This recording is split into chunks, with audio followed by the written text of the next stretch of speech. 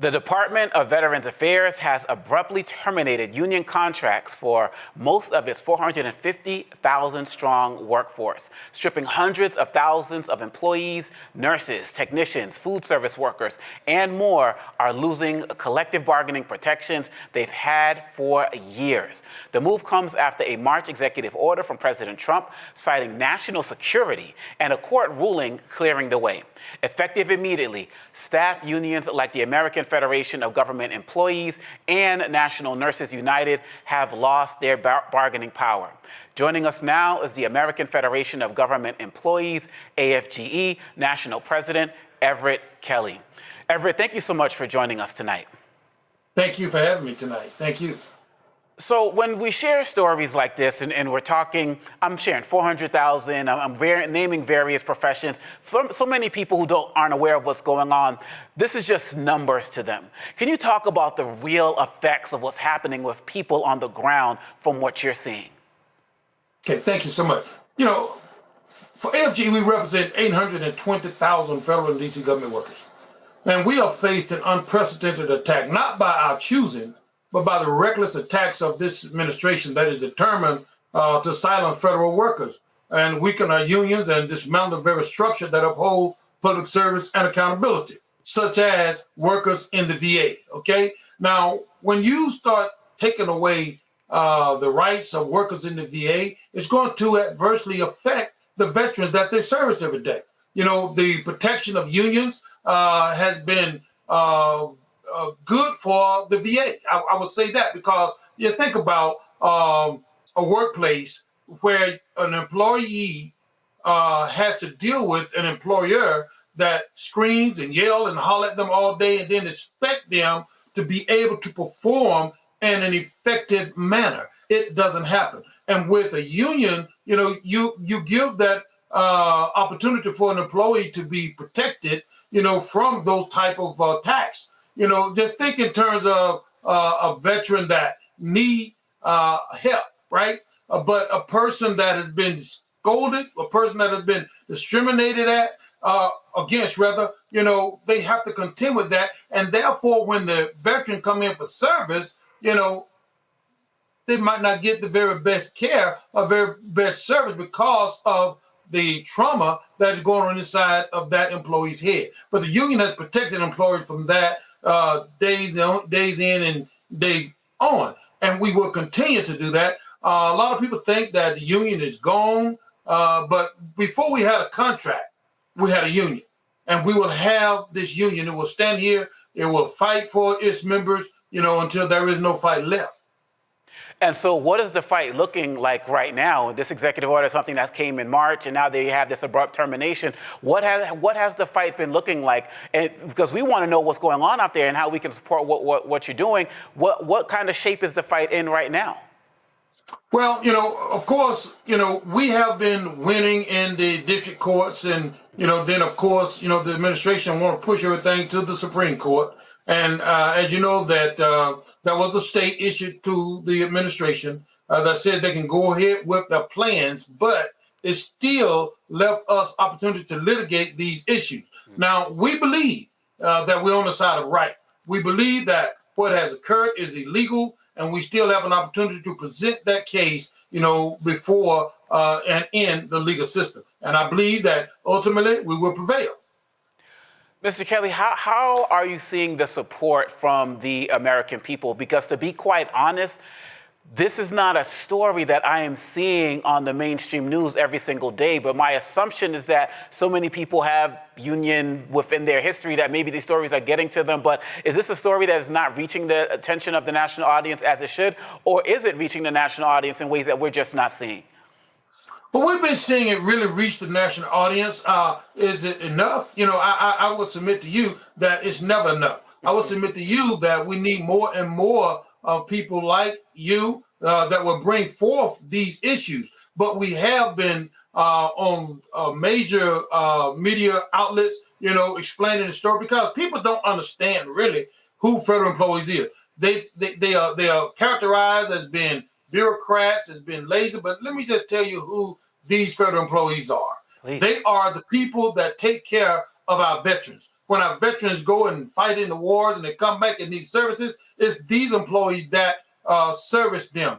They are the people that make sure that the air that we breathe is good air. The food that we eat is good food. Make sure that the air that we fly in are safe to fly. These are the people that make sure that our students get a quality education, that are being called bureaucrats, that are called lazy, and are being, humiliated, by this administration.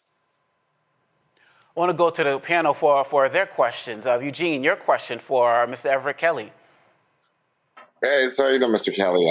Actually, I'm a former two-time VA employee, two summers. Okay, when I Thank was you. 15 and Nice. 17. Thank you. Worked in fee bases and risk management back Okay. a long time ago. I guess my Okay. question is, what can everyday Americans do to help this fight? Because at the end of the day, if the employees aren't being treated right, then the service to the actual veterans is going to not be where it needs to be. So what can because this administration and every administration, every elected, love to wrap themselves up in the flag of the veterans, right? And not like national flag, but love to Yeah. cloak themselves in veteran care for veterans.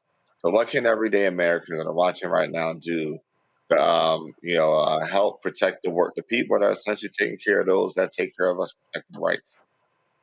Okay. Well, thank you for that question. There are several things that fellow Americans can do. Number one, we have rallies across the country, to bring light to what's happening. I ask fellow Americans to join in when they hear about these rallies. Join in. Participate. To show the administration that the American people are paying attention. Matter of fact, we're going to be doing one in Los Angeles this Friday coming. It's called the AFL-CIO bus tour. People can join in with that.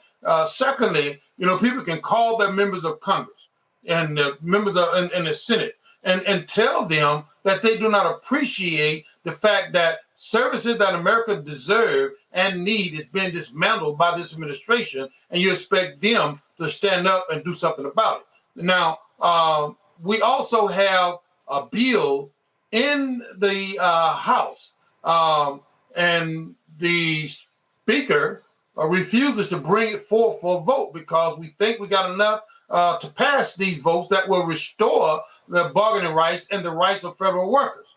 So there is a discharge petition right now, and I'm asking every fellow American, to make the phone call to their congressional personnel, regardless of what district you're in this United States of America. Call and pressure them to ask, matter of fact, to sign on to the discharge petition so that they won't have a choice but to bring it forth for a vote. They're trying to hide the ball, but we need to bring it out. And it's going to take the American people to do that.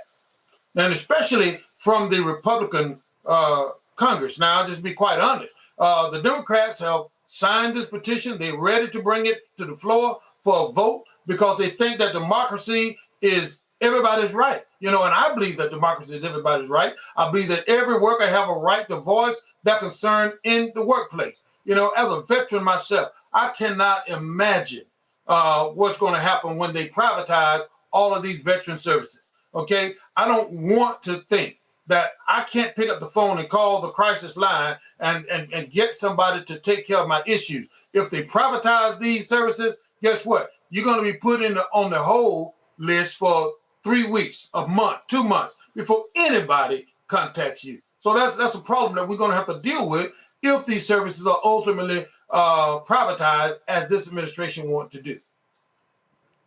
Kelly, your question.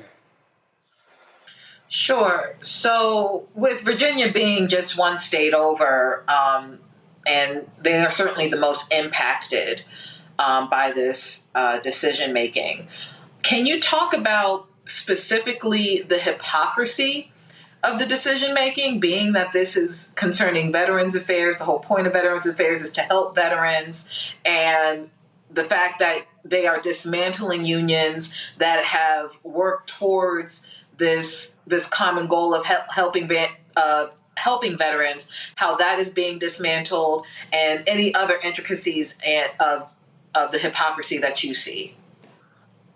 Well, and thank you for that question. That's why, I'm working to make sure we get another attorney general in the state of Virginia, because the present attorney general have not even spoke a word in defense of these workers that are being demoralized. Okay.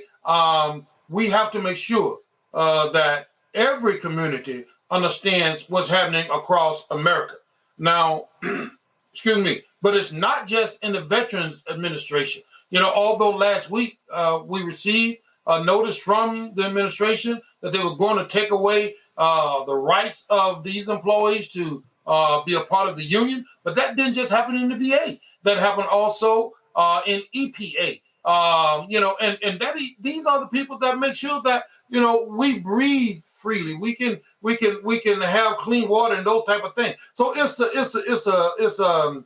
an attack on all federal agencies, and the services that they provide are going to soon cease to be, or it's going to be privatized to a private company where the people that have actually contributed to these campaigns are being paid back through the services that should be provided by individuals that have no interest in these scenarios. So we have to continue to fight back, and we will. AFGE will continue to fight back. This is the other piece that we have to understand. Before there was a union contract, there was a union. And we're going to continue to be that union, and we'll fight until we get every contract back one by one. Joy, your question.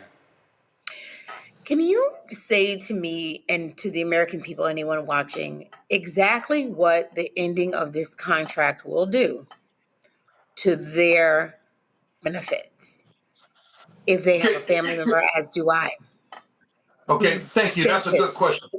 That is a very good question, because people don't think that when you start talking privatization, they don't think about what that really means.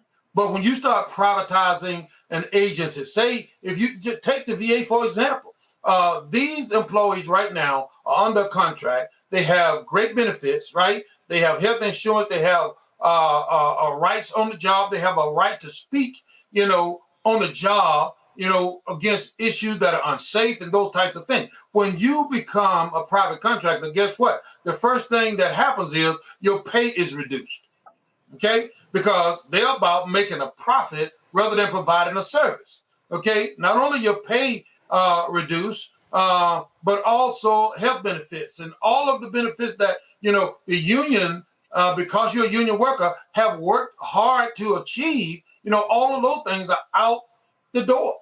So it's vitally important that union representation and unionism stay alive in America. It is the springboard that has caused us to be a part of the working class, but this administration won't those that have a lot, which is the rich billionaires and millionaires, and those that have nothing.